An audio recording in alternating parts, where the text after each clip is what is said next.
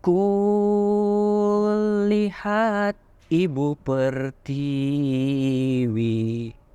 lagi bersedih hati, air matanya berlinang, Mas Intannya terkenang. Kemudian Umar berkata, apa masalahmu? Sang Yahudi menceritakan itu, dan kemudian Umar bin Khattab berkata kepada Yahudi, baik, saya sudah tahu. Sekarang kamu lihat tong sampah di sana, jauh sana. Tolong kamu ke sana ambil tulang. Sang Yahudi bingung. Saya cari keadilan kok disuruh cari tulang. Masuk dalam keadaan pakai sepatu. Anda bayangkan masuk, ini si ibu mengatakan, tolong Pak, tolong nanti tunggu suami saya pulang. Dia mengemis-ngemis, tunggu suami saya pulang. Saya tidak ridho, ini rumah saya. Dimasuk ke itu rumah, diangkat barang-barangnya keluar. Anaknya berlarian.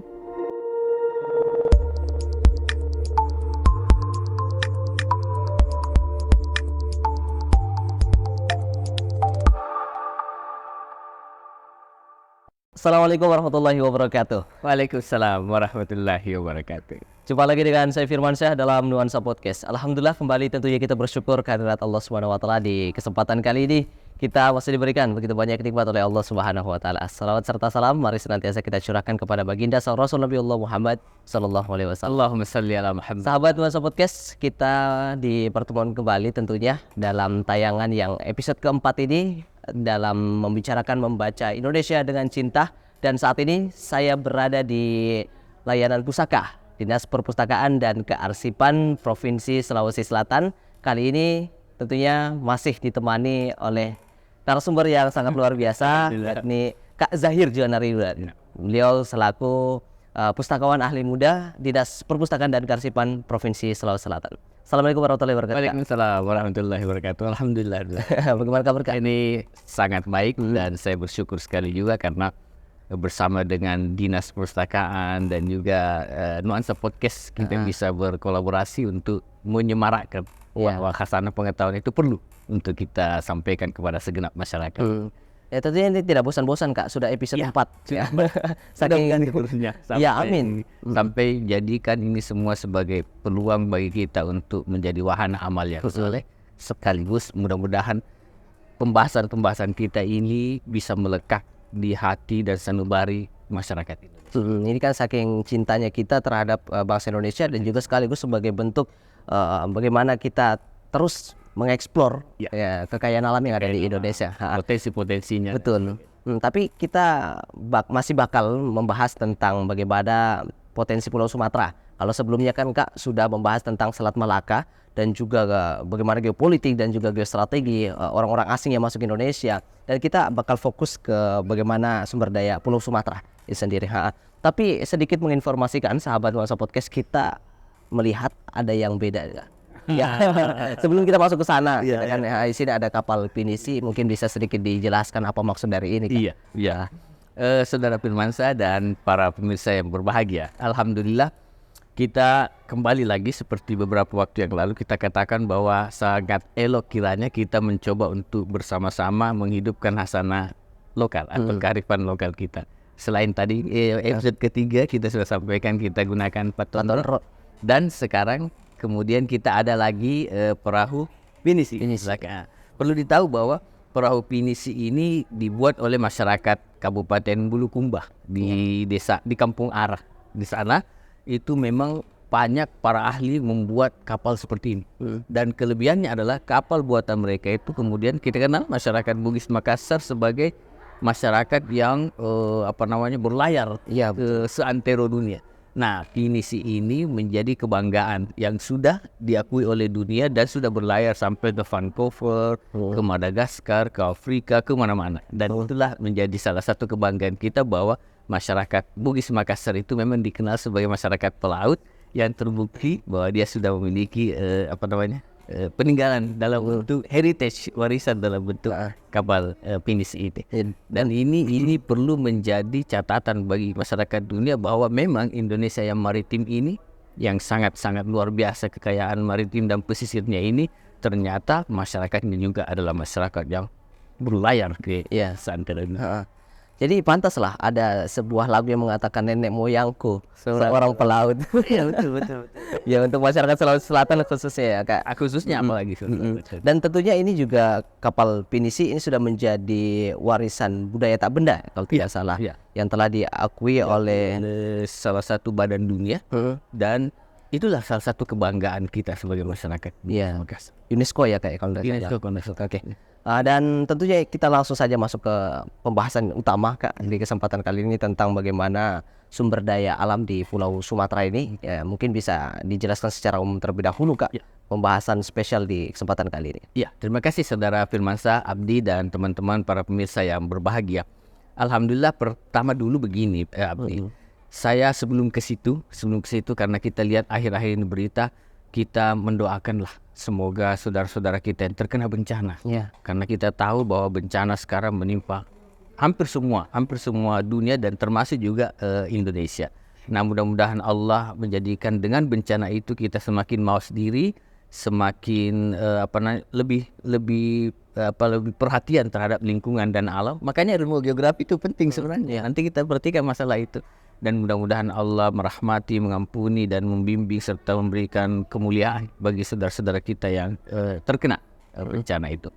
Baik, saudara-saudaraku yang dirahmati Allah, tadi kaitannya Firmansyah mengatakan kita akan membahas tentang Pulau Sumatera. Nah, Abdi, kita ke sini dulu, kita lihat bahwa saudara-saudaraku sekalian, lagi-lagi saya ingin katakan bahwa negara kita yang luar biasa ini negara yang sangat spektakuler, yang sangat luar biasa. Dia terdiri dari Sumatera sampai dari Sabang sampai ke Merauke ini berjejer pulau, kepingan-kepingan pesisir yang begitu luar biasa dan diakui oleh dunia internasional.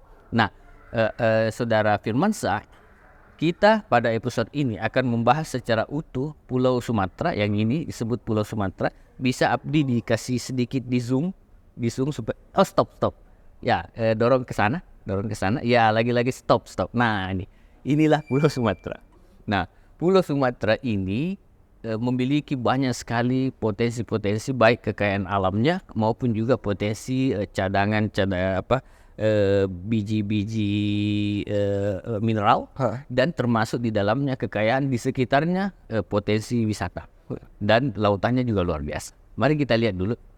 Yang pertama, tempo hari kita sudah lihat bahwa jalur perlintasan dari barat menuju ke utara ataukah dari sana utara menuju ke barat itu dia lewat dari sini. Di sini. Nah, coba di zoom ini Abdi, coba di zoom dulu. Ini ya, lagi stop. Nah, ini yang saya katakan adalah Pulau W. Pulau W yang dimana di situ ada kota Sabak dan perlu Firmansyah serta Abdi tahu di sinilah pemerintah menaruh ada yang disebut 0 km.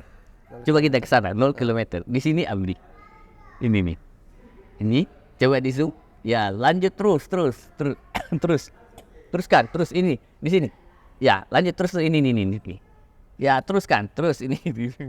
Lagi ini. Lagi terus lagi. Terus stop. Abdi, bisa enggak ambil di sana tanda orang terus ditarik turun ke sini? Ya, tarik coba turun ke sini. Sini. Iya, boleh. Oke, ya. Kita lihat. Luar biasa. Coba putar. Itu 0 km. Nah, ini Andaman di sana. Yang ini sampai di sebelahnya Andaman itu Hindia, Samudra Hindia. Coba putar lagi. Ya, lagi terus sebentar. Nih. Jadi tadi pulau itu di ujung itu inilah samudra ke sana. Iya. Nah, jadi Andaman dan Hindia ke sana. Putar lagi. Lagi terus. Lagi. Nah, itu 0 km. Jadi pemerintah menaruh semacam tubuh ini dalam kerangka memberitahu kepada kita di sinilah titik baratnya Indonesia. Walaupun Firmansyah Abdi sebenarnya secara geografi masih ada yang lebih jauh. Iya. Yaitu Pulau Rondo. Cuman karena Pulau Rondo itu tidak ada orang. Cuman dikirimkan TNI sekian peleton untuk menjaga. Tapi kalau di Sabang ini ada orang. Jadi dianggap inilah di sinilah yang dijadikan titik 0 kilometer gitu. Coba putar ke sini. Lagi. Ah itu tubuhnya. Tubuh. Oh iya iya. Nah, coba lihat. Nah, inilah penanda tubuh 0 kilometer. Mudah-mudahan Firman Sabdi satu waktu bisa. Amin. Bisa ke sana. Ini jalan kita ke sana. Bagus sekali, menarik sekali. Ini di Pulau W. Pulau W. Bisa kembali Abdi ke sana? Exit ya, iya. Nah, ditarik Abdi, tarik lagi. Itu persis dia di ujung. Terus di perin lagi. Nah. Anu dulu Abdi dikasih kembali ya, kasih kembali dulu. Nah itu. Tarik dulu, ini dia di sini. Persis titiknya. Kan inilah lautan. Lautan. Nah, lautan inilah Andaman dan Samudra Hindia di sebelah sini. Itulah kota Sabang sana. Itulah yang jadikan dari Sabang sampai Merauke. Ayo Abdi ditarik keluar. Terus lagi. Stop. Nah, bisa dikasih seimbang dulu ke sini. Ya, lagi sini. Kita agak ke sini. Ya, oke. Nah, inilah yang dikenal sebagai Pulau Sumatera. Nah, ada beberapa pulau di sini. Kita mulai dulu barangkali kita masuk ke sini dulu, ke sebelah sini baru nanti ke sana. Di sini masih ingat nggak pada saat Bapak SBY memimpin? Itu kan awal-awalnya gempa. Iya. Gempa 2004 gempa. Barangkali masih kecil Firman. Iya masih kecil. Nah, tahu nggak lokasi gempa itu di mana? Di mana itu Pak? Lokasi gempa itu di sekitar sini. Yang berpotensi tsunami bukan itu ya Pak? Bukan lagi berpotensi, Ya, sudah lebih besar. Dan gempa itu salah satu yang terbesar dari tsunami selain yang terjadi di Jepang tanggal 11 Maret 2011. Tapi ini duluan. Ini duluan di 28 Desember ya Pak? Hampir sama besarnya. Jadi kurang lebih di sini. Begitu dia gempa, dia dorong air, gempa dan terjadi tsunami. Begitu dia tsunami itu sebenarnya bahasa Jepang. Tsunami itu bahasa Jepang artinya air yang naik ke daratan. Begitu ini didorong ke sana dan beberapa banyak sekali korban yang terjadi. Nah, kita turun. Bisa ke sini ke selatan dulu Abdi? Iya. Terus. Nah, stop. Ini diakui oleh dunia internasional sebagai kawasan yang sangat bagus untuk peselancar. Karena ternyata gelombangnya itu bagus sekali di sini. Ya, bagus sekali. Nah, di sini ini disebut gugusan Kepulauan Mentawai yang mulai dari sini. Nah, gugusan Kepulauan Mentawai ini, kalau ini Pulau Nias di Sumatera. Ini Simelu di Aceh, miliknya Aceh. Ini Nias di Sumatera Utara. Ini ke sini disebut Mentawai. Ini Pulau Siberut. Yang lain saya agak lupa. Siberut, yang ini Enggano, yang kecil itu. Nah, ini kekayaan pulau-pulau ini kalau kita zoom itu adalah milik dari Sumatera Barat. Nah, di situ memiliki kekayaan yang luar biasa, termasuk dalamnya kekayaan masyarakat. Jadi masih ada masyarakat lokal di sini yang tradisinya sangat-sangat unik, sehingga banyak pendatang yang mencoba untuk berkunjung ke sini karena dia masih sangat lestari, masih hutan sekali di sini. Nah, ini barisan pulau-pulau ini diakui secara internasional dan sangat-sangat indah sekali. Terus ini Enggano, dia salah satu terpisah sedikit di bawah Enggano. Nah, itu yang di sebelah pesisir sebelah baratnya. Sekarang kita menuju ke Selat Malaka dan di ini. Coba Amdi dibawa di dekat Selat Malaka. Agak ke sini Amdi. Bukan. Iya, lagi. Stop. Nah, ini Kuala Lumpur, ibu kota Malaysia. Ini Selat Malaka yang pernah kita bilang. Ini adalah kota Malaka. Ya, ini kota Malaka, Selat Malaka. Nah, perlu diketahui Firmansyah, Abdi dan saudara-saudaraku semua bahwa daerah ini pada masa yang lalu adalah daerah yang memang sangat banyak terjadi hubungan dagang dengan pihak luar. Ini dia. Makanya di sini dikenal dulu kan pada masa yang lampau itu dikenal sebagai wilayah kerajaan atau wilayah Khasanah Melayu. Nah, kalau orang bincang apa itu Melayu, luas sekali ilmunya karena nanti juga mungkin ada perbedaan pendapat karena perbedaan dokumen dan cara bacanya. Tetapi paling tidak Kalau orang sudah sebut Melayu, orang teringat Sumatera, orang teringat Semenanjung Malaysia, Ya. Kepulauan Riau, dan ingat Melayu itu juga ada di Kalimantan Barat. Misalnya contoh Kesultanan Sambas, itu bagian dari rumpul Hasanah Melayu di sini di Kalimantan itu. Nah, saudara-saudaraku yang berbahagia, karena di sini adalah wilayah yang kita sebut sebagai wilayah perdagangan yang luas pada masa yang lampau, maka Firmansyah dan Abdi harus tahu di sini karena hubungan dagang terjadi kemana-mana, biasanya maka banyaklah di sebelah sini itu kapal-kapal pada masa yang lampau karam di daerah sini. Makanya banyak ditemukan kapal-kapal yang karam itu berisi barang-barang mewah, kemudian juga ada emas, ada Gucci dan sebagainya ditemukan di sekitar sini. Karena ini adalah pelayaran pada masa yang lampau. Bahkan sekarang pun juga kita lihat ini menjadi bagian dari hubungan dagang baik pihak yang di utara maupun pihak yang di selatan maupun pihak yang di sebelah barat kita. Nah, Firmansyah, Abdi dan saudara-saudara sekalian, kita coba dulu sebelum ke situ. Barangkali saya ingin ingatkan Firmansyah yang mengenai gas alam. Nah, kita ke Nanggro Aceh Darussalam. Kita coba ke Nanggro di atas sini, sebelah sini, lagi-lagi, terus stop.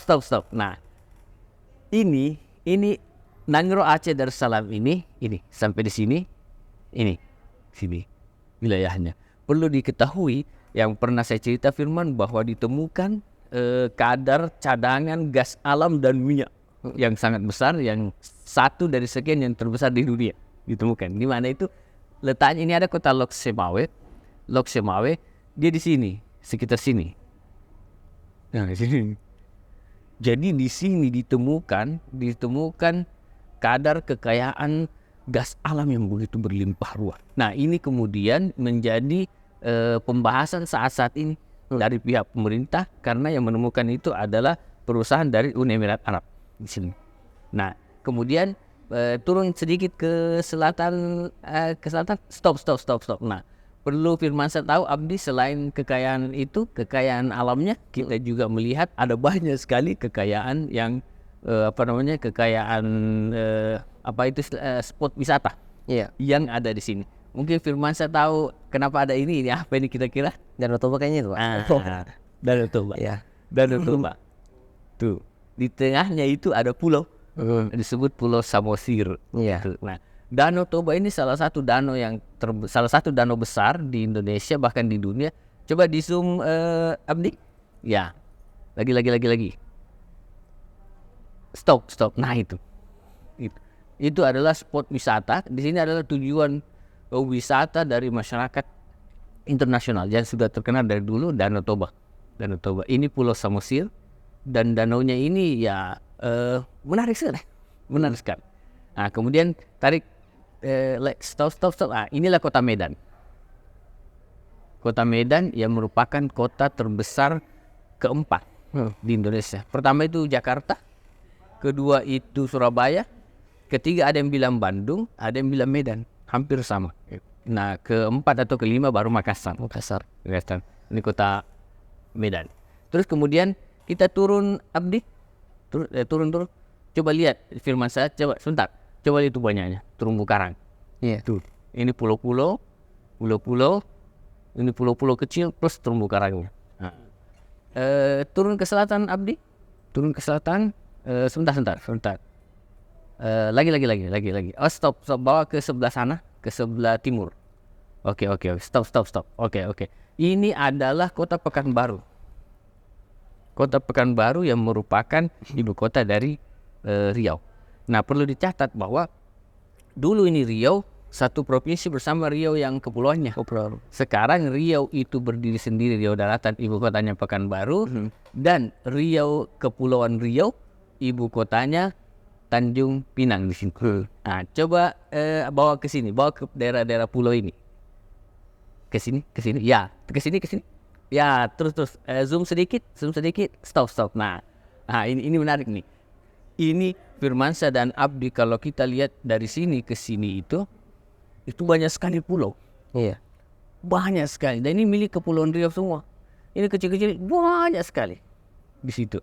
Dan ini pulau-pulau ini semuanya adalah pulau-pulau yang mestinya ini pemerintah betul-betul melihat ini sebagai ini catatan penting bahwa pulau-pulau yang ada di Kepulauan Riau di dekat dengan Singapura ini menjadi bagian dari daya tawar internasional. Dan Firmansyah Abdi harus tahu, usahakan jangan ada pihak lain yang menguasai ini, menguasai daerah ini, kecuali memang Indonesia sendiri. Apapun alasannya. Karena apa? Karena perlu diketahui, begitu dia secara geopolitik dan geostrategi dimiliki atau diambil alih atau dimasuki pihak lain, itu bisa berimplikasi lain, bisa bahaya. Karena apa? Karena tadi episode sebelumnya pernah saya jelaskan betapa pentingnya ini Selat Malaka.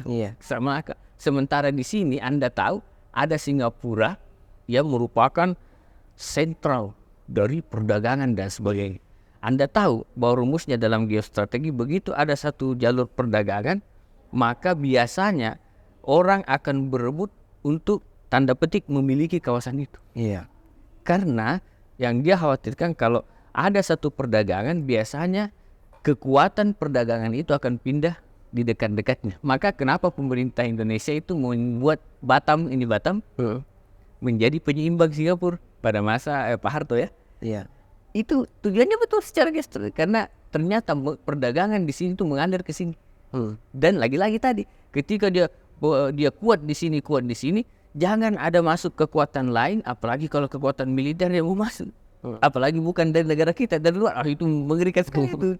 Itu harus secara geopolitik dan geostrategi harus dipahami itu. Nah, ini yang disebut Batam. Ini Batam. Ini Firman adalah Pulau Bintan. Pulau Bintan. Dan ini kota Tanjung Pinang yang kita akan lihat nanti. Pulau Bintan pun sudah terkena banyak kerusakan alam akibat tambang dari boksit kalau tidak salah. Nah, di sini. Sebentar kita lihat. Nah, yang ini kecil-kecil saya tidak ingat nama-nama. Mudah-mudahan Abdi nanti menjadi pelanjut saya. Dia bisa paham tentang geografi. Tetapi secara geostrategi ini lagi-lagi hati-hati sekali, karena jalur perdagangan baik yang resmi maupun yang tidak resmi, jalur obat-obatan baik yang obat-obatan terlarang dan sebagainya, itu juga bisa Anda tahu. Banyak obat-obatan dari utara sana melintas ke Malaysia, masuk ke sini, narkoba dan sebagainya, banyak ditemukan. Inilah makanya menurut hemat saya, Firmansyah dan Abdi, pemerintah harus pasang di sini TNI yang kuat dan polisi yang kuat di sini di Batam untuk mengantisipasi semua persoalan-persoalan itu. Nah, saudara yang berbahagia, ini Batam, ini Rempang. Coba di zoom. Zoom lagi-lagi, stop. Ini Batam. Ini kotanya. Ini. Nah, ini pulau-pulaunya kecil. Tuh kecil. Coba lihat banyaknya. Banyak. Sementara utaranya itu sudah Singapura. Coba sedikit bawa ke Singapura sedikit. Stop. Coba lihat. Jadi kapal-kapal itu nunggu singgah sini. Di sini itu antri kapal-kapal itu. Kapal-kapal itu. Coba lihat. Orang berdiri di sini katanya sudah dia lihat Singapura. Orang berdiri di Singapura, dia lihat Batam. Dekat sekali. Ini udah di zoom nih, ini dekat sekali. Inilah Singapura. Nah, ini Batam. Coba kita lihat, ini pulau-pulau kecil banyak. Nah, di sebelah selatannya itu Rempang. Coba bawa di sini Abdi. Sambil zoom sedikit, lagi stop. Nah, inilah Rempang. Ini Rempang, ini Rempang. Terus ke bawah, kita ke selatan dulu. Ke selatan. Ya. Stop. Nah, ini Pulau Rempang ada kelebihannya. Dia mengandung pasir kuarsa.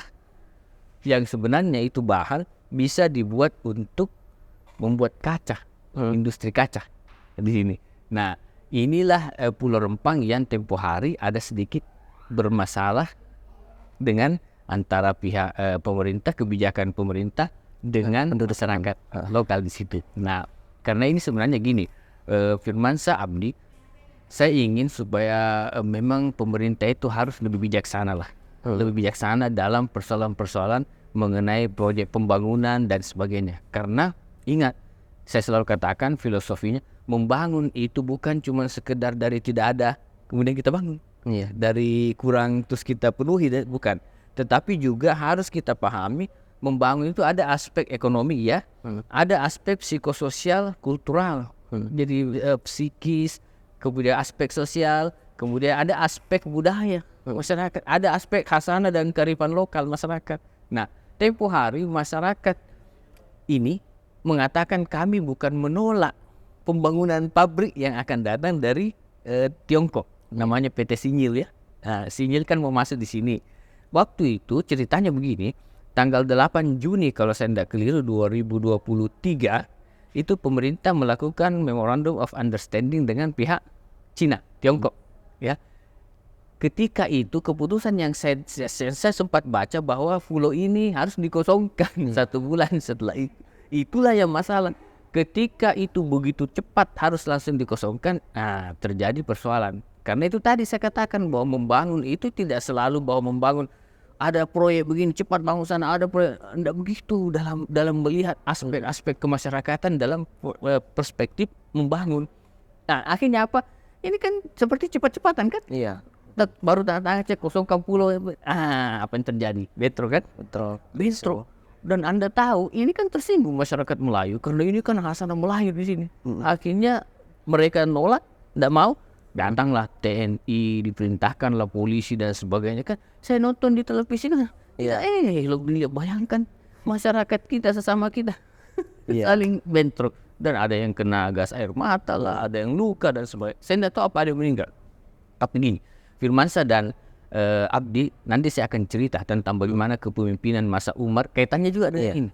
Karena saya nonton di salah satu klip dari teman saya sedih. Dan di Pulau Rempang ini kejadian bahwa pada saat itu ada ibu-ibu yang suaminya kerja di jauh di sana, dimasuki rumahnya oleh sebagian aparat. Saya tidak bilang TNI, sebagian aparat. Itu kelihatan dari baju mereka, bajunya masuk dalam keadaan pakai sepatu.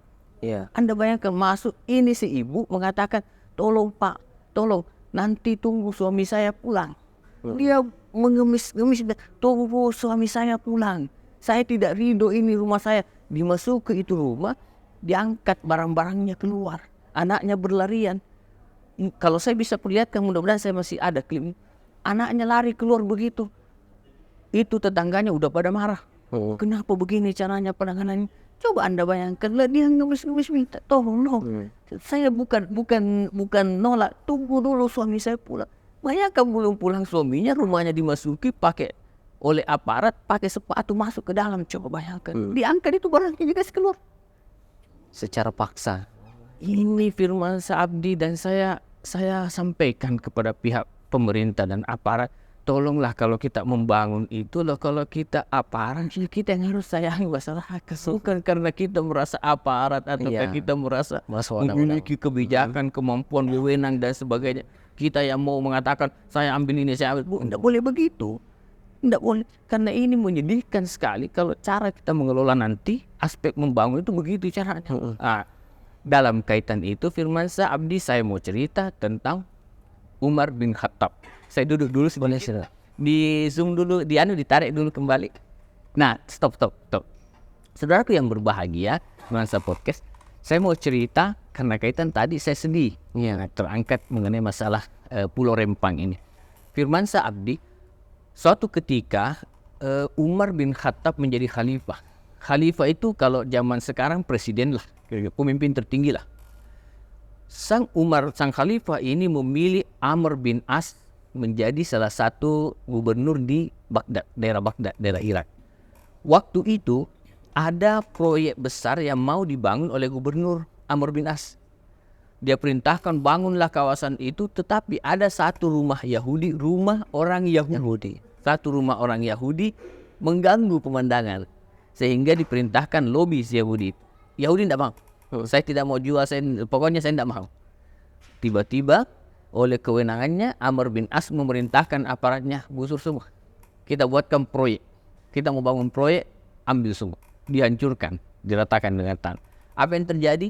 Yahudi protes, dan kemudian berkata dalam hati, kalau ini gubernur pasti masih ada yang lebih di atas dari dia. Dia kemudian mencari siapa pemimpin di atasnya, Amr bin As itu. Kemudian dia menuju ke tempat Umar bin Khattab sebagai khalifah. Menuju jauh perjalanan, sampailah di kawasan tempat Umar bin Khattab. Waktu itu Umar bin Khattab berada di bawah pohon, duduk-duduk santai-santai. Lalu ditemui oleh sang Yahudi. Sang Yahudi kemudian bertanya, wahai bapak, dia tidak tahu bahwa inilah Umar bin Khattab. Saya minta tolong, saya datang dari jauh, rumah saya digusur, saya tidak setuju, dan saya minta keadilan. Bisakah bapak menunjukkan kepada saya di mana saya bisa ketemu Umar bin Khattab yang sebagai khalifah? Umar bin Khattab berkata, kamu dizolimi dan rumahmu diambil? Iya. Mau tahu khalifahnya? Orang yang berbicara denganmu itulah khalifah. Dia kaget sang Yahudi, ternyata orang yang diajak bicara itulah khalifah. Lalu kemudian Umar berkata, apa masalahmu? Sang Yahudi menceritakan itu, dan kemudian Umar bin Khattab berkata kepada Yahudi, baik, saya sudah tahu. Sekarang kamu lihat tong sampah di sana, jauh sana. Tolong kamu ke sana ambil tulang. Sang Yahudi bingung. Saya cari keadilan kok disuruh cari tulang. Ambillah sana. Dia pergi ambil tulang. Dia ambil tulang, terus tulang itu dia serahkan kepada khalifah. Khalifah Umar mendapatkan tulang itu, langsung mengeluarkan pedangnya dan menggores tulang itu. Selain dengan garis lurus seperti ini, seperti huruf alif. Dia gores itu tulang, lalu dia serahkan kepada sang Yahudi, dan dia bilang, wahai bapak, pulanglah engkau, beritahu kepada gubernurmu Amr bin As, salam dari Khalifah Umar bin Khattab. Makin kaget, makin kaget Yahudi. Saya datang cari keadilan, disuruh ambil tulang, dicoret, disuruh kembalikan ke Amr bin As. Katanya yang Yahudi, maaf Khalifah, saya datang ke sini cari keadilan, bukan seperti ini. Tapi Khalifah bilang, sudahlah, pulanglah, beritahu kepada Amr bin As tentang ini. Sampaikan salamku. Pulanglah sang Yahudi. Terus kemudian sang Yahudi ngomong sama Amr bin As, Pak Gubernur, saya baru ketemu Khalifah, dan kemudian ada salam beliau untuk bapak. Oh iya, kata Amr bin As, iya. Apa kata beliau? Lalu sang Yahudi bilang, beliau tidak bicara banyak, beliau hanya minta saya ambil tulang, lalu kemudian diserahkan tulang ini kepada bapak, kepada sang gubernur. Setelah dilihat tulang itu oleh Amr bin As sebagai gubernur, ada tulang dengan garisan truk. Apa yang terjadi? Amr bin As perintahkan seluruh aparatnya, bangun kembali itu rumahnya Yahudi. Bangun kembali, jangan engkau ambil. Bangun kembali. Dan kemudian sang Yahudi bertanya-tanya, semakin kaget. Kenapa bisa terjadi hal seperti ini? Saya minta keadilan, diambil tulang, coret, dibawa pulang. Terus ketakutanlah sang gubernur ini. Dia bertanya, wahai gubernur, apa yang menyebabkan engkau ketakutan sekali dengan tulang ini yang dicoret oleh khalifah? Lalu sang gubernur menjelaskan begini. Ini penting para pemimpin, saudara yang dicintai Allah. Sang gubernur mengatakan begini, wahai Yahudi, bapak, apa yang Anda lihat di tulang dengan garisan ini adalah seakan-akan Khalifah Umar berkata, wahai engkau Amr bin As, jangan mentang-mentang engkau sebagai pemimpin, lalu engkau mau berbuat tidak adil dan zalim kepada rakyatmu, karena suatu ketika kelak kamu akan menjadi tulang seperti itu. Dan berlaku luruslah engkau kepada masyarakat yang engkau pimpin seperti lurusnya goresan saya yang saya gores di tulang ini. Kalau engkau tidak berlaku lurus, saya yang akan meluruskan sebagai khalifah. Dia ketakutan luar biasa, lalu kemudian membangun itu kembali rumah Yahudi. Apa yang terjadi? Karena Yahudi begitu simpati terhadap kepemimpinan Islam kala itu, dia bilang, tidak usah dibangun. Saya serahkan itu rumah untuk pembangunan proyek ini. Dan mulai saat ini saya ucapkan 2 kalimat syahadat. Kalau caranya bagus, itu sebenarnya walaupun tanpa paksaan juga mereka bakal ikhlas. Ya, itu betul. Firman betul sekali itu. Salah satu hikmahnya itu tadi. Coba bayangkan, ini Yahudi loh. Lah ini bukan Yahudi. Ini sama Islam padahal. Mayoritas masyarakat Muslim. kemudian Melayu, kemudian bukan satu orang yang terganggu, puluhan ribu orang di sana merasa protes dan sebagainya. Lah mestinya kita yang kayak begitu menjadi penting dipikir. Iya, betul. Jangan sampai ini kita akan menjadi tulang semua ini. Kita akan meninggalkan dunia ini. Nah, saudara-saudaraku, para pemimpin tentunya, yuk lihatlah saudara-saudara kita hati-hati. Dan ini juga firman saya menjadi penting. Kenapa saya katakan ini penting? Karena ini strateginya luar biasa sekali di daerah kawasan ini. Nah, saudara-saudaraku sekalian, Abdi coba ini Batam, Rempang di bawah selatan, ini Galang. Makanya disebut Barelang, Batang, Rempang, Galang. Inilah Galang. Nah, dan ini lainnya masih banyak, masih. Terus ke selatan lagi, lagi, terus lagi.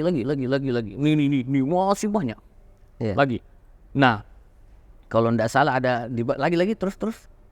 Ini kalau tidak salah ini Pulau Singkep.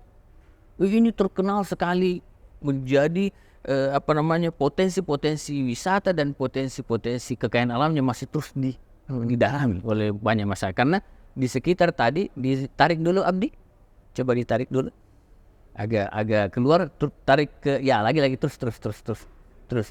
Nah stop.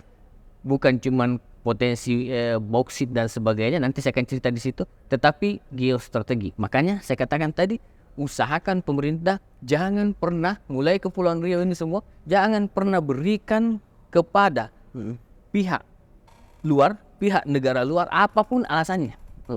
Ini kawasan ini. Jangan, karena itu bisa menjadi berdampak terhadap hal-hal yang tidak kita inginkan suatu ketika nanti. Karena panjang kalau saya cerita tentang pendapat. Nah, sekarang kita masuk ke Bintan dulu, Abdi. Ini Pulau Bintan. Ya, bisa di zoom sedikit. Nah, lagi stop. Ini Tanjung Pinang.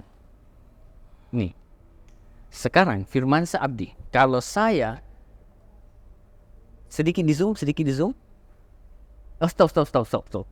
Kira-kira Firman ini akan tebak apa yang Anda lihat di sini. Apa yang Anda lihat? Adanya begitu banyak tambang bauksit yang memang pulau ini kaya akan bauksit, dan di sini tambang-tambangnya yang menurut saya nanti kalau pengolahan tambang itu bukan cuman aspek ini sebenarnya harus diperhatikan lingkungan, tapi ada aspek begini Firman. Saya mengamati di beberapa pulau itu seperti hancur semua gitu loh. Jadi padahal menurut hemat saya ini tidak bisa begitu. Jadi pengolahan tambang itu kan biasanya setelah dikelola disiapkan beberapa periode untuk peremajaan, baru kemudian ada lagi. Kemudian begitu. Ya. Ini yang terjadi di beberapa tempat lah. Ambil situ, ambil sana, ambil sini, ambil sana, ambil sini. Tanpa pembenahan ya. Tanpa pembenahan. Dan itu banyak sekali terjadi. Iya. Sekarang mari kita lihat Abdi sekilas saja. Coba dari sini Abdi. Zoom. Lagi. Ke sini. Nah, coba lihat Firmansyah. Coba lihat. Terus ke sana, ke sebelah timur. Ini kota Tanjung Pinang. Iya. Nah, terus lagi ke sana. Nah, ini nih. Saya akan kasih lihat betapa bahayanya ya. Coba naik ke sini. Naik sini. Naik lagi zoom sedikit. Nah, ya, coba lihat. Nah, perhatikan. Ada ini sekalian ya, perhatikan. Ini sungai. Ini pemukiman. Iya. Ini area tambang dan sebagainya. Ini saat kimianya turun nggak ke sungai? Jelas Pak, turun. Tuh. Sangat baik. Dan ini konturnya tinggi. Pemukiman konturnya agak di bawah. Kalau hujan deras dan sebagainya bisa banjir enggak? Bisa. Itu semua. Itulah yang kemudian dipikirkan, mestinya harus berhati-hati melihat semua aspek-aspek ini. Lanjut, kita tarik dulu. Dan itu banyak sekali loh. Iya. Nah, itu sana. Lagi ke atas sana. Tuh. Ini bauksit. Lagi tuh ke atas. Terus ini bandar udaranya. Lagi. Tuh. Terus lagi. Ini bisa habis nanti. Lagi. Zoom dulu, ada dulu, tarik dulu. Nah, itu tuh. Nah, itu. Coba lihat. Sedih, sangat menyedihkan. Nah, inilah yang kita khawatirkan, jangan sampai nanti kemudian tata kelola lingkungan itu tidak seperti yang seharusnya. Gitu. Tata kelola lingkungan itu ada sebenarnya aturannya. Iya. Nanti satu waktu lah kita akan bicara tentang itu. Oke, sudah lihat Pulau Bintan, kita tarik dulu Abdi ya. Nah, lagi. Nah, saya mau kasih lihat sekilas ke sana dulu sedikit ke Anambas. Ini Anambas Firman. Ini Anambas, salah satu kepulauan paling cantik di Asia, salah satu Anambas. Bukan lagi Indonesia. Asia. Bukan Indonesia, Asia. Sama seperti Derawan. Nanti kita akan ke sana di Kalimantan. Salah satu kepulauan yang paling cantik di Asia. Ini Anambas, di dekatnya sebelah sana, bawa ke sana, yang sebelah timurnya itu agak utara, itu dekat. Ini Natuna. Nah, Firmansyah, Abdi, saudara-saudaraku pemirsa, di dekat Natuna sebelah utara sini, kasih ke utara dulu sedikit deh. Ya. Di sekitar sini ditemukan cadangan gas alam. Di sekitar sini. Makanya kemarin tempo hari sempat Tiongkok melirik, tanda petik ya, melirik ini karena memang ini ada sedikit konflik gitu. Sampai Tiongkok kan punya itu yang mereka sebut 9 dash di sini. Ada 9 garis putus-putus kata Tiongkok milik mereka. Menurut UNCLOS itu hukum laut internasional. Enggak, ini milik Indonesia. Nah, makanya saya sampaikan kepada semua pemirsa, jangan pernah kalian lepaskan ini karena ini milik Indonesia. Oke, Abdi Abdi tarik dulu keluar. Nah, lagi terus kita ke bawah. Suatu. Nah, lagi stop. Nah, ini Kota Padang, ini danau, kalau tidak salah Danau Maninjau. Nah, pada Sumatera Barat itu sebenarnya Firman juga menjadi salah satu provinsi yang sangat indah potensi alamnya dan sangat cantik sebenarnya. Dia terdiri dari gunung, ngarai, pantai dan sebagainya. Bagus. Sumatera Barat itu bagus. Nah, ini Riau, ini Jambi. Ini kota Jambi, ini Jambi. Nah, kalau bicara Jambi, disinilah bermulanya menurut prasasti yang didapat, disinilah bermulanya itu khasana Melayu. Jadi kekuatan Melayu itu datang dari sini. Walaupun itu kemudian berpadu padan dengan Melaka. Kecuali nanti pada saat tahun 1511 itu ada dari Portugis namanya Alfonso de Albuquerque. Itu yang kemudian menyerang dan diaspora lah masyarakat Melayu di sana pindah kemana-mana karena runtuh jatuh peradaban Melaka ketika itu oleh Portugis. Nah, kemudian di sebelah sini selatan sedikit ini Jambi, ini Palembang. Bisa di zoom? Ini Palembang. Lagi zoom. Sumatera Selatan ya. Sumatera Selatan. Nah, Palembang ini dikenal sebagai sebagai bagian dari kerajaan Sriwijaya. Sriwijaya itu pada abad kurang lebih sekitar 600 Masehi. Sriwijaya. Nah, Sriwijaya itu dari bahasa Sanskerta, Sri itu artinya gemilang, Wijaya itu artinya kemenangan. Jadi Sriwijaya itu kemenangan gemilang, kira-kira seperti itu. Nah, ini menurut data-data yang kita temukan, kita baca bahwa Sriwijaya di situ. Nah, kerajaan Sriwijaya pada masa itu kuat sekali secara maritim. Inilah membangun hubungan dagang dengan mereka yang di utara, yaitu Tiongkok dan sebagian negara-negara yang ada di utaranya. Waktu itu kan masih kerajaan-kerajaan. Nah, ini ditarik dulu Amdi. Nah, lagi terus. Nah, agak ke sini bawa ke sebelah timur. Ya. Nah, ini kekuatannya terus ke atas. Dia menjalin hubungan dagang dengan Melayu, dengan utaranya sana, dengan Ketapang di Kalimantan Barat sini, terus dengan kepulauan-kepulauan dan sampai ke Tarumanegara di Jawa Barat sini, bagian barat, Banten kira-kira. Itu hubungan dagang. Nah, ditemukanlah banyak di sini perahu, kapal-kapal besar yang bermuatan barang-barang mewah yang hubungan dagang ternyata karam dan tenggelam ini sekitar sini. Nah, itu tadi sekitar cerita tentang Sriwijaya. Kemudian ini Bangka, ini Belitung. Seperti yang pernah kita lihat, dijelaskan bagaimana Bangka Belitung ini memiliki kekayaan timah yang sangat luar biasa besarnya dan dahsyat sekali kekayaan alam. Hampir 30% pasokan timah dunia di seluruh dunia dipasok dari Bangka Belitung. Umumnya dari Bangka dan Belitung. Nah, sampai ke selatan di sini ada Lampung, Bandar Lampung, dan inilah provinsi paling selatan dari Pulau Sumatera. Dari Pulau Sumatera paling selatan Bandar Lampung. Nah, ini Pulau Enggano. Bisa tarik dulu sedikit, Abdi? Ya, stop. Nah, perlu kita tahu masih banyak titik-titik wisata yang sebenarnya saya tidak tunjuk. Salah satunya misalnya di Gunung Leuser. Itu ada. Kemudian juga kalau mau wisata budaya dan kerajaan kesultanan, pilih Medan. Medan itu ada Kesultanan Delhi dan sebagainya. Terus Pekanbaru juga ada di sana. Anda masih lihat bagaimana khasanah peradaban Melayu ada di Kampar, Indragiri, kemudian masih banyak yang lainnya. Kemudian juga Anda bisa pilih Sumatera Barat. Di sana ada dulu kerajaan kerajaan Pagaruyung yang cukup terkenal dan seterusnya.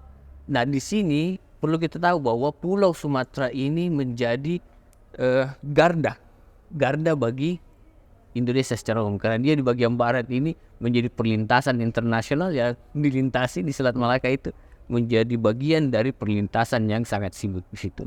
Nah, itu barangkali sekilas yang ingin saya sampaikan kepada Firmansyah dan Abdi setelah semua saudara-saudaraku bahwa geostrategi dan geopolitik menjadi penting sekali dalam rangka membaca Indonesia yang kita cintai. Itu kan. Ya karena kita lihat potensi alam yang luar biasa, Kak. Tentunya ini penting untuk kita ketahui. Apalagi sebagai anak muda Indonesia, kalau cuma hanya sebatas tahu ibu kota lah wajar gitu kan. Tapi kalau menggali lebih dalam, ini bisa memacu daripada kepedulian kita terhadap bangsa Indonesia. Sebagaimana yang kakak jelaskan tadi, katanya bahwa kalau kita tidak menjaga dengan baik seperti halnya yang antara Singapura dengan Pulau Batam ini, ini kan bisa berdampak buruk kalau tidak dikelola dengan baik begitu. Betul. Dan juga tadi sudah jelas sekali sekiranya Kak, mulai dari awal ya tentang bagaimana Pulau Aceh Nanggro Aceh Darussalam sampainya Lampung ya. Kita udah jelas potensi alamnya, kemudian budayaan Melayunya, dan bahkan disinggung sedikit tentang kerajaannya, kerajaan Sriwijaya itu. Sriwijaya. Dan kita juga pengen gitu, dengan melihat potensi alam itu, kita tentunya teringat dengan sebuah lagu itu Kak. Dan bahkan tadi saya udah terngiang-ngiang pas bahas Rempang tadi tuh Kak. Ya, pengen nyanyiin sebuah lagu yang tentu identik dengan itu, Ibu Pertiwi. Mungkin bisa sedikit lah makna filosofis dari lagu tersebut Kak. Kita nyanyikan sama-sama. Kita nyanyikan terus kita jelaskan maksudnya. Baik saudaraku sekalian, para pemirsa yang dirahmati Allah, saya dan Firmansyah kita coba nih kita nyanyikan Ibu Pertiwi karena ini maknanya dalam sekali. Baik ya, kita mungkin bagus kita dulu Pak baru bersama-sama. Boleh. Ibu Pertiwi, ciptaan Bapak Ismail Marzuki. Semoga Allah menerangi kemudian memuliakan beliau. Kulihat Ibu Pertiwi lagi bersedih hati, air matanya berlinang, mas intannya terkenang, hutan gunung sawah lautan, simpanan kekayaan. Kini ibu telah lara, merintih dan berdoa. Luar biasa. Abdi itu Abdi. Diri genuine ya Abdi. Kita sama. Oke, boleh.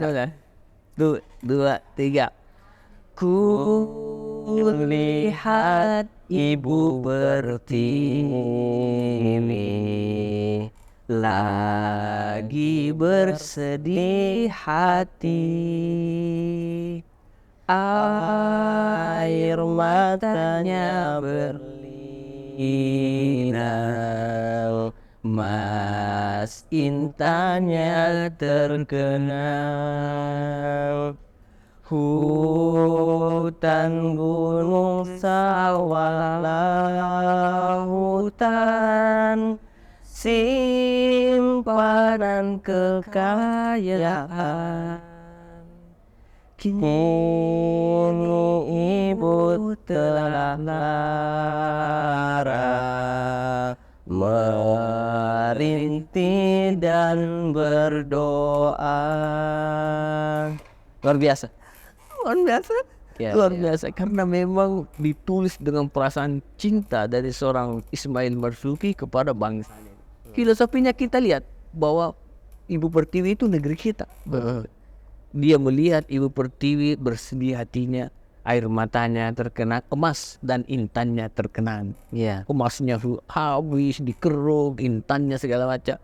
Hutan, gunung, sawah, lautan, simpanan kekayaan. Kini ibu telah lara merintih dan berdoa. Iya. Maksudnya negeri kita ini itu tuh Abdi. Dia cari Abdi. Oh ini Abdi sudah Penasaran ya, penasaran dengan bagaimana potensi alamnya ini, bahkan yang sudah rusak begini. Hancur tuh. Hancur. Nah, padahal kekayaan yang berlimpah-limpah ini mestinya kan ada sebenarnya ada semua dalam aturannya, itu ada semua aturannya ada.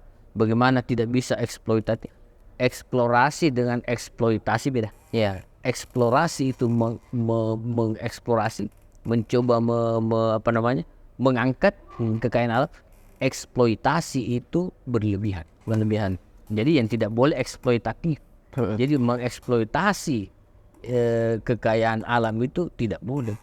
Mengeksplorasinya boleh. Iya. Nah, bagaimana cara melihatnya? Ada ahlinya nanti, ada caranya dan sebagainya. Itu ada ahli yang bisa. Ini lagu sudah diciptakan sebenarnya sudah jauh-jauh hari, udah jauh berapa tahun ya. Setelah periode kemerdekaan. Ya. Berarti Pak Ismail Marzuki ini sudah melihat, memang sudah merasakan di saat itu. Bukan hanya sekarang baru kita rasakan, tapi sudah jauh-jauh hari. Ya, benar. Jadi memang itulah menurut hemat saya itulah warisan dari seorang Ismail Marzuki, Ibu Sud, Haid Mutahar dan sebagainya, yang sering menciptakan lagu-lagu yang membawa kita kepada nuansa bahwa kita harus betul-betul peduli terhadap bangsa kita. Ini kan sumber daya alam kaya sekali, Kak. Ya. Ini bukan hanya melihat untuk saat ini saja, tetapi untuk generasi-generasi selanjutnya supaya bisa juga merasakannya. Kira-kira langkah yang memang harus dilakukan ini seperti apa, Kak? Yang paling penting dulu adalah tadi pemerintah kita harus punya gambar besar bersama dengan kita nih. Iya. Gambar besar tentang negara kita ini. Sebab jangan sampai negara ini dikelola dengan cara kita memberikan kesempatan yang begitu rupa, begitu besar kepada pihak-pihak lain, pihak luar, kemudian bisa masuk penetrasi dan melakukan hal-hal yang bisa mengganggu mengganggu kita sebagai bangsa. Iya, pesan penting. Sekiranya cukup, Pak, luar biasa obrolan kita di kesempatan kali ini Pulau Sumatera. Namun sebelum kita mengakhiri, mungkin ada closing statement, pesan untuk anak muda di luar sana dan sahabat Nuansa Podcast. Saudaraku yang dirahmati Allah, Nuansa Podcast dan seluruhnya, Firmansyah Abdi dan sebagainya, mari sama-sama kita betul-betul peduli dan punya rasa cinta yang dalam terhadap bangsa ini. Sebab kekayaan alam berlimpah yang luar biasa yang Allah berikan ini adalah warisan yang begitu rupa yang diwariskan dari turun-temurun, termasuk warisan alam kita yang mestinya dijaga sebaik mungkin. Kalau ada yang harus dieksplorasi, lakukan secara bertanggung jawab. Jangan mengeksploitasi sedemikian rupa sehingga merusak semua alam dan lingkungan kita. Iya. Luar biasa pesan dari Kak Zahir selaku Pustakawan Ahli Muda, Dinas Perpustakaan dan Karsipan Provinsi Sulawesi Selatan. Semoga ini memberi makna sahabat Nuansa Podcast. Dan ini obrolan yang keempat, episode 4 ya, membaca Indonesia dengan cinta. Selanjutnya episode 5 tentu masih berlanjut. Insya Allah episode kelima kita masuk Jawa. Nah, ini pulaunya Firmansyah ini. Maksudnya daerah kelahiran ataupun dari kampung halaman. Iya. Mungkin bisa kita bicarakan di pertemuan selanjutnya. Oke. Sekira ini sahabat Nuansa Podcast yang bisa kami berikan pada kesempatan kali ini. Semoga bisa dimaknai bersama, kita implementasikan dalam kehidupan sehari-hari, dan jangan lupa untuk memberikan ilmu yang telah kita dapatkan kepada orang lain yang ada di sekitaran kita. Syukran, barakallahu fikum. Assalamualaikum warahmatullahi wabarakatuh. Waalaikumsalam warahmatullahi wabarakatuh.